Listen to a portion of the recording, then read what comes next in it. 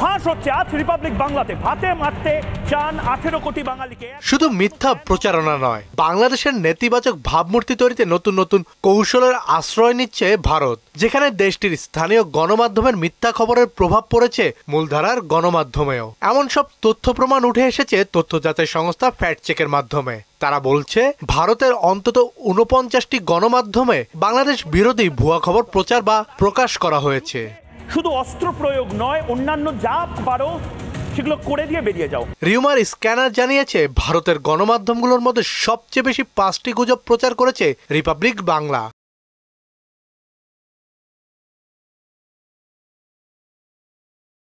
এরপর রয়েছে হিন্দুস্তান টাইমস, জি নিউজ ও live mint, যারা প্রত্যেকে অন্তত 3টি করে গুজব প্রকাশ করেছে। এছাড়া কমপক্ষে 2টি করে গুজব প্রচার করেছে রিপাবলিক, ইন্ডিয়া টুডে, এবিপি আনন্দ ও আজতক।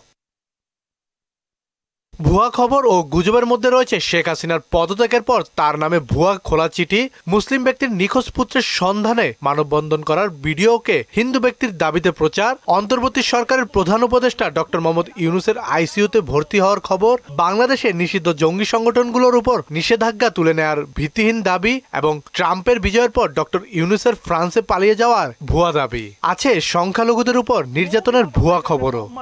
পাহাড়ে আদিবাসীদের উপর আক্রমণ, চুপ। মূলত জুলাই গণ অভ্যুত্থানের মুখে 5 আগস্ট আওয়ামী লীগ সরকার পতনের পর ভারতীয় গণমাধ্যমগুলোতে বাংলাদেশের বিষয় নিয়ে ছড়ানো হচ্ছে একের পর এক গুজব, যার বিরূপ প্রভাব পড়তে শুরু করেছে দুদেশের ঐতিহাসিক সম্পর্কের ওপর। সবশেষ ভারত বাংলাদেশিদের ভিসা সীমিত করায় পাল্টা ব্যবস্থা হিসেবে একই সিদ্ধান্ত নিয়েছে অন্তর্বর্তী সরকার। ঢালাওভাবে আর ভারতীয়দের ভিসা দিবে না বাংলাদেশ।